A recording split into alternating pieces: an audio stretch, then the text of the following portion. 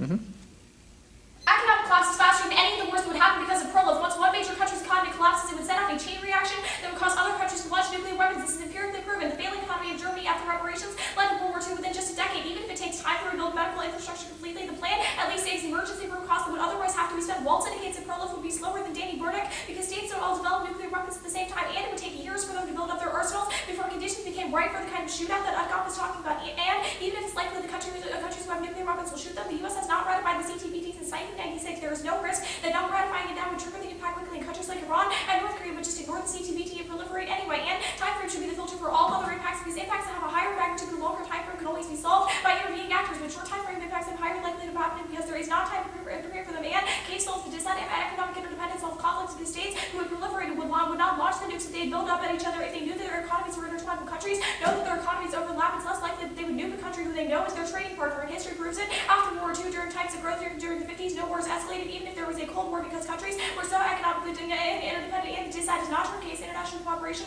on healthcare does not matter because the U.S. still refuses to give healthcare to illegal immigrants and misses the vote of all of our internal links down to disease.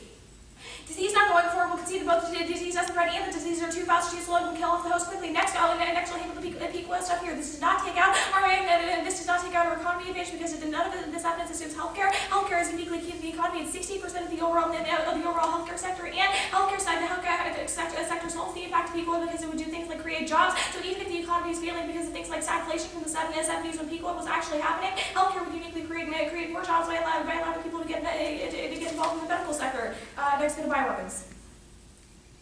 Even if the risk to bioterrorists fall, the impact is huge. Bioweapons uniquely have a capability to spread through everywhere across the globe because they use humans as a virus to transmit them to each other. And he says there's no capability for bioweapons, but our evidence indicates that states would provide terrorists with bioweapons because they uniquely know that the U.S.'s Achilles heel is the fact that their medical infrastructure success means that states who are anti-American would have a unique incentive to give bioweapons bioweapons to terrorists to launch the United States. And now we're to econ.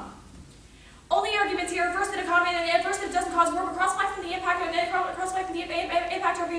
is empirically proven, and he has it the wrong way around. People go to war to boost their economy. They don't go to war because their economy is actually flourishing. It's empirically proven during World War II. Germany went to war because of the economic decline after reparations, and statistics prove it too. The U.S. economy, U.S. GDP flourished right as it entered World War II. This means they have a unique incentive to enter a war because they know that once they start doing things like selling arms, it will produce more jobs and bring back more money into the economy. Next, they see the status quo solves, but doesn't evidence also that assumes that healthcare sector. Healthcare is 16% of the overall U.S. economy. If that sector collapses, the entirety of the U.S. medical infrastructure will also collapse. Go to CTBT.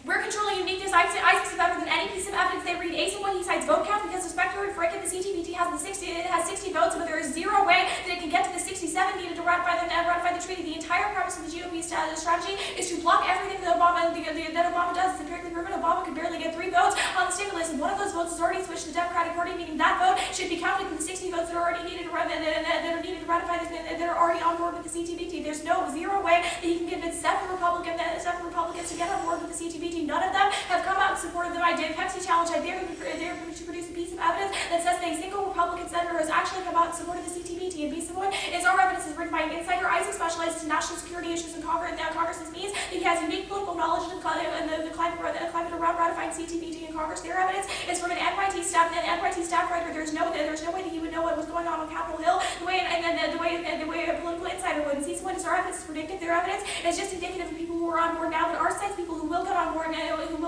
and other votes that will uniquely be gained applause. And these points it takes their momentum arguments into account. Even if there is momentum, very small minority could always be able to block the treaty. This is what happened in 1999 when the CTBT was about to pass. A small minority of GOP senators was able to block it then.